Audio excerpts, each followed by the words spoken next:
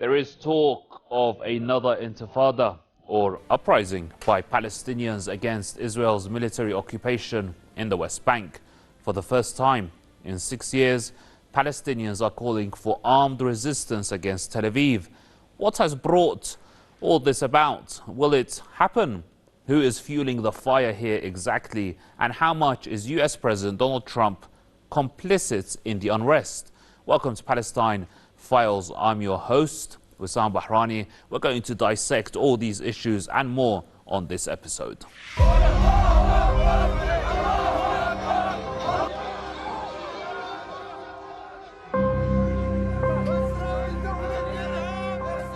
More than 130 Palestinian protesters have been injured in the latest clashes with Israeli forces across the West Bank.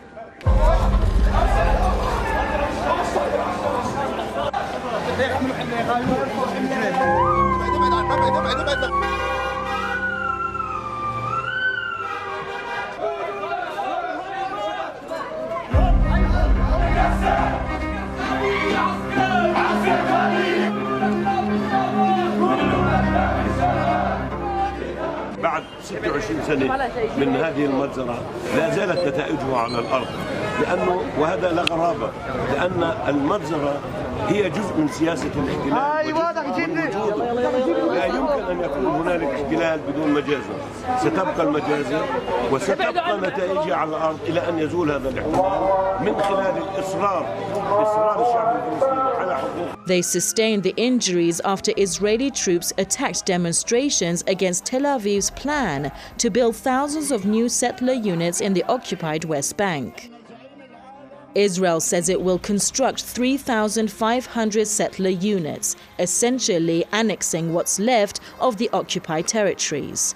The new settler units will cut Jerusalem al-Quds from the West Bank.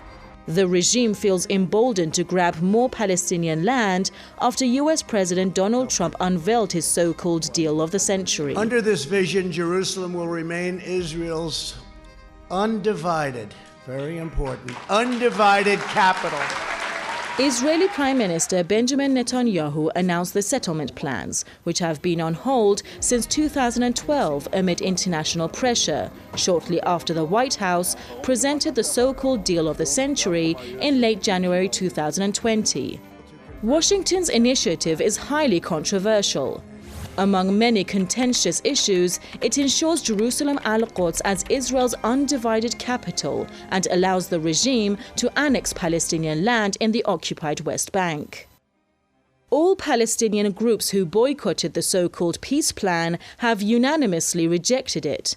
50 former foreign ministers and leaders from across Europe say Trump's initiative will leave Palestinians living in circumstances similar to apartheid. Similar to apartheid, many would argue that Palestinians are already living under apartheid. The topic is hot on social media. Here are just some of the comments. Lucy D says totally unforgivable and the world just watches like in the 30s in Germany.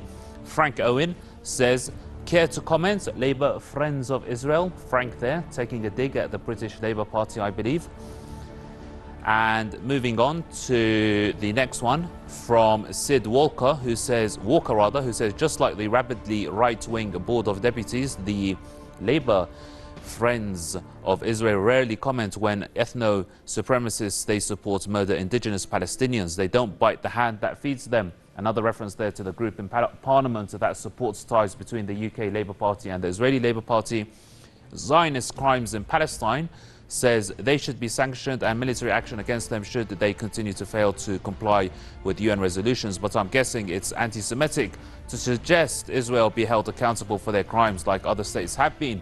Howard May, perhaps the Palestinians shouldn't have rejected every opportunity for statehood.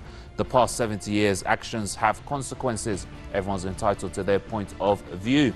Jeff Davis says, perhaps the Zionists shouldn't have stolen Palestine, lied about it and begun the slow-motion genocide of Palestinians. I'm assuming you're a Jew and support the crime in progress Israel, but worse than a crime, it's a mistake, it's suicide, the next Holocaust, and it's coming for you. Jeff there having a dig at Howard. those were some viewpoints. In case you want to hear what Palestinians make of this, you're going to right now, because our team spent time on the ground in the occupied territories speaking to Palestinians from all walks of life.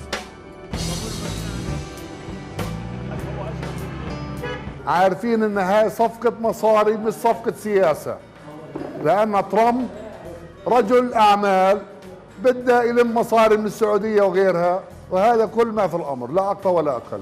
الانتفاضة موجودة، يعني الانتفاضة الشعب غير منتفض ولكن داخليا منتفض.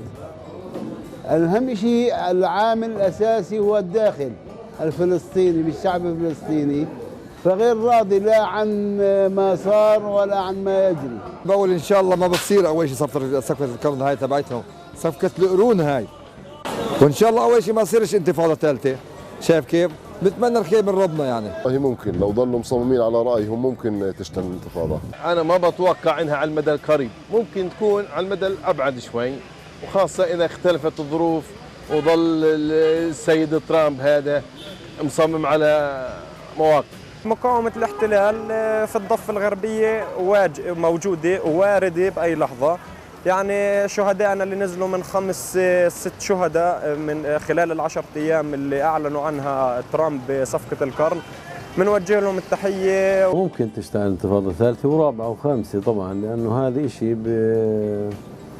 إشي بصميم الشعب الفلسطيني وأساسه أصلا. قد تكون هناك انتفاضة وقد لا تكون. لماذا؟ لأنه الشارع الفلسطيني هو غير موحد، هناك انقسام فلسطيني، كل الفصائل الآن هي مشغولة بمشاكلها الشخصية. تأكيد ما قاله زعيم الثورة الإيرانية بأن الصفقة ولدت ميتة هو بكل تأكيد ما قالته القيادة الفلسطينية، وأيضا الفصائل الفلسطينية موحدة بإدانتها لهذه الصفقة والتي نسميها الرؤية، لأن الصفقة لا تتم إلا بين طرفين، وهذه الرؤية التي طرحتها الإدارة الأمريكية وحاولت تمريرها وأيضا أن تمررها على المنطقة العربية بأسرها، لم تستهدف الفلسطينيين وحدهم بل استهدفت المنطقة العربية. It's a very serious issue, so without further ado, let's bring in our first guest of the show. Randy Nord is an activist and political analyst. Ms. Nord, welcome to Palestine Files. The big question here, I believe, is will there be another Palestinian intifada? So something in the West Bank has to reach a breaking point soon. It's under military occupation. The Israelis control everything, water, sewage, the flow of people. They have also started a trade war to suffocate the West Bank economy even more than it already is. And the Israelis also haven't stopped building their illegal settlements and preparing to annex more land. We just recently saw the UN release a list of shame, naming international companies that do business with the illegal Israeli settlements. But I think we all know no one will really try to enforce that. It's probably more of an extortion racket than anything else. But the people, they move into these settlements are often violent and racist too, on top of everything else. They kidnap and torture Palestinian children and destroy homes. And the Palestinians really have no one to rely on except themselves because they're strategically isolated from the international community. So I would like to say the West Bank could respond with an uprising because the conditions are definitely ripe. But I'm not sure if it could happen because they also know that Israel will respond with widespread bombing and terror, as we've seen so many times in the past. Right, so I guess my follow-up question to that would be, are Palestinians in the occupied West Bank ready to resist the Israeli and the American conspiracies against them? I think on one hand, Palestinians are sick of living under occupation and being cut off from the rest of the world. The escalating aggression from the Israelis under Trump's support has certainly galvanized popular support to resist. For a year, we saw massive crowds show up in Gaza every Friday for the Great Return marches to rally against the Israeli and American regimes. and their aggression. On the other hand, the Palestinians, especially in the West Bank, are completely isolated, and their means to resist occupation and Israeli policies are very limited. If a Palestinian child throws a rock in the direction of an Israeli soldier, the Israelis will respond by bombing the child's school and throwing them in prison until they're an adult, and torturing them. So whether militarily, economically, or politically, Palestinians have minimal leverage to resist the Israeli aggression because they're isolated from the international community. And of course, this is strategic. But at the end of the day, the Israelis can't expect to keep taking and occupying and not have the Palestinians respond in some way. So something has to give eventually. Ms. Nord, thank you very much for your contribution to Palestine Files. Randy Nord is an activist and political analyst. Dear viewers, we're going to take a very short break and be right back with the rest of the show, so don't go anywhere. The latest figures show that the month of January this year saw more than 635 acts of resistance in the occupied West Bank and occupied Jerusalem Al-Quds. This included 47 significant operations. Both locations have indeed witnessed an escalation of resistance. This is in response to Israeli attacks that have wounded hundreds of Palestinians. Retaliatory actions have resulted in the injuries of some 10 Israeli settlers and at least 12 Israeli occupation soldiers. According to the Palestinian Authority, Palestinians are in the process of forming a popular mobilization to counter US-Israeli projects on their land. Students are playing a bigger role in confronting the so-called deal of the century, while residents across the occupied West Bank are organizing protests.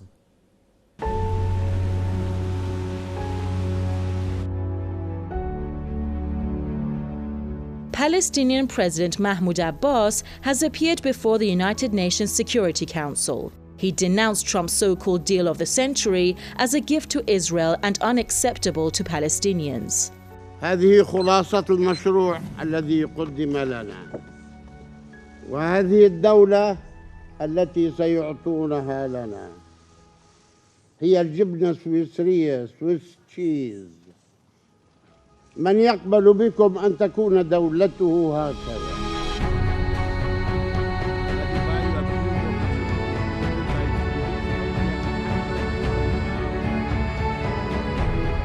The Palestinians did not participate in the talks between Washington and Tel Aviv. They say the White House has forcefully taken over the so-called peace process, provided nothing for the Palestinians, and gave everything that Israel had asked for in numerous failed peace talks.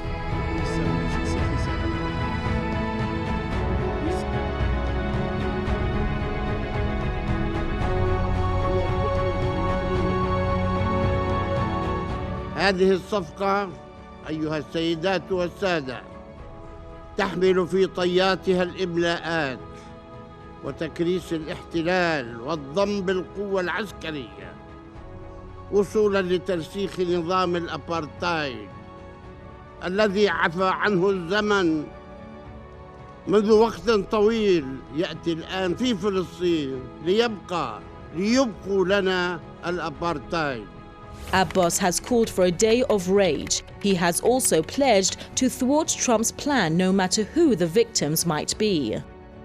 Hamas says Israeli plans to draw new maps according to the deal of the century is an extension of the American-Israeli aggression. The resistance movement has called on Palestinians to intensify their resistance.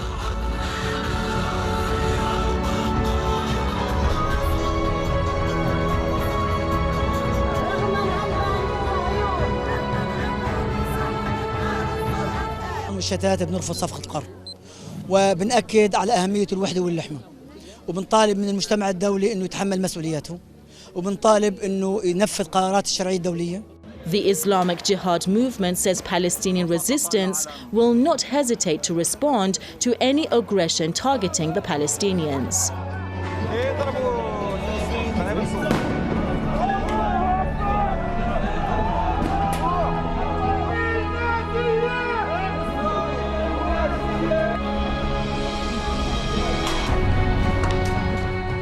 Meanwhile, the regime's military sources, as cited by Israeli media, suggest that January witnessed an escalation of resistance operations in the occupied West Bank and occupied Jerusalem Al-Quds.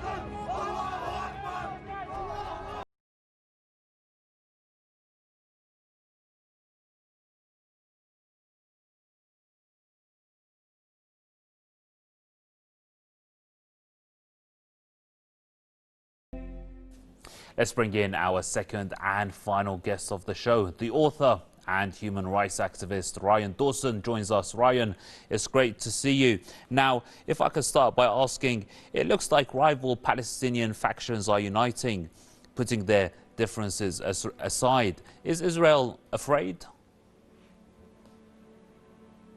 I think the Israelis that are going to have to face it are petrified of that. I think the Israelis in the upper brass don't care. They're not the ones with any risk in the game. Ultimately, even with all the factions united, the Israelis are backed by the United States, and they have a significant gap in superior technology and weaponry. However, they can't take losses. They can't get skin in the game. We saw how quickly they gave up when Hezbollah gave them a bloody nose, and they're scared to go in on the ground. They do very well when they're shooting from above, from a distance, but that's not going to be enough. And I think they are petrified to go into Palestine, as we've seen in their last three previous wars they've had. They lost them all against Lebanon, and they couldn't get into Syria either. And so it will be humiliating when they lose to Palestine as well, but that is their future. Now, the leader of Iran's Islamic Revolution has said that this so-called deal of the century will die before Trump does. Do you agree? I mean, that deal's already dead. There's no way to enforce it. It's not a deal. You can't have a deal between two parties when only one party is invited. The Palestinians did not even participate in making this deal. This was a Netanyahu, Kushner, Trump thing. And the Palestinians never agreed to it. So there is no deal. And there's no way to enforce this deal. You can forcibly try and annex territory, but you're going to meet violent resistance for it and condemnation from the international community.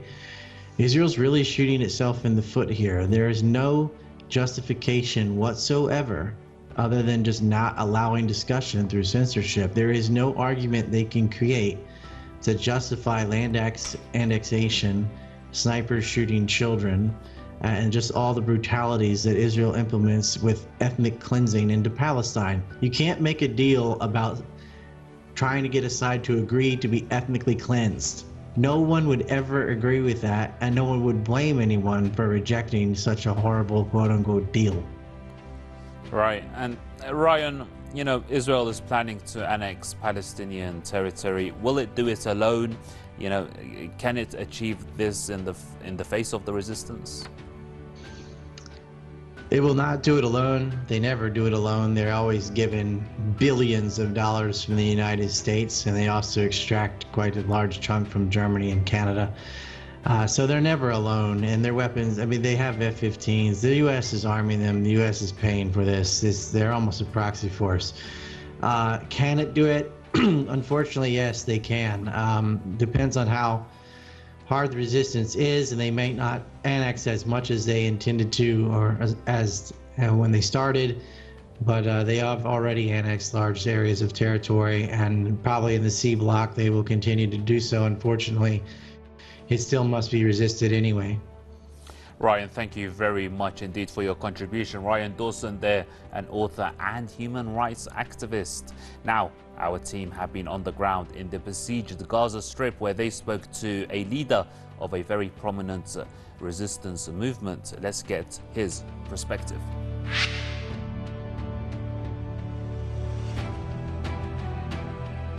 الضفة الغربية هي جزء أساسي من فلسطين التاريخية من البحر إلى النهر التي احتلت عام 67 تضاف إلى التي احتلت عام 1948.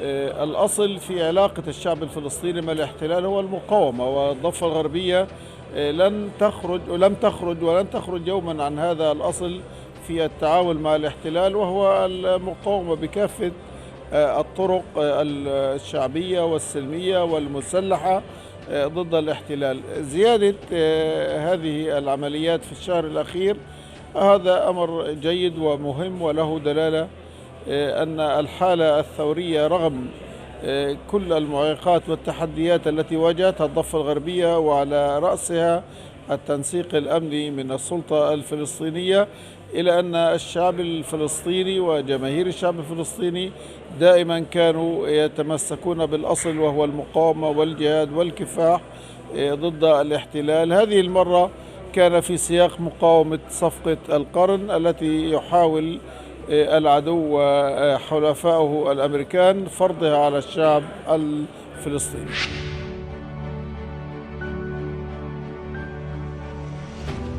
ستستمر، لكن الشكل قد يتغير من حين لآخر حسب تغير الظروف الموضوعية في الضفة الغربية وفي كل فلسطين.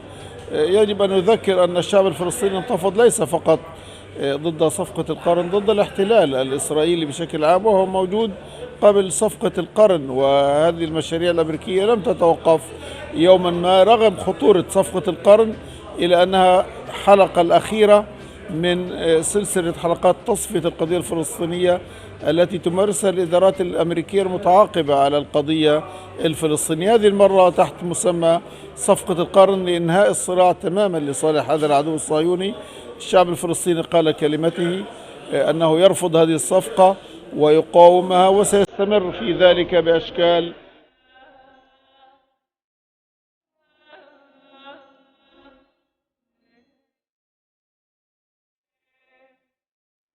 Growing calls and, in some cases, fears of another intifada has made headlines around the world. Here are what those reports said.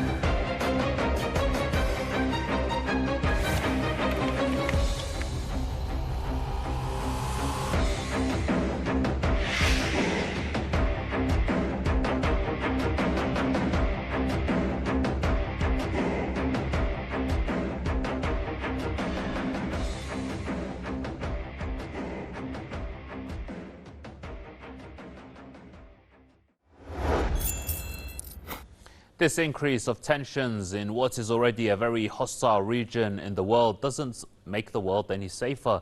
As we saw and heard on this episode, Trump has instigated the mounting tensions by unveiling his so-called deal of the century.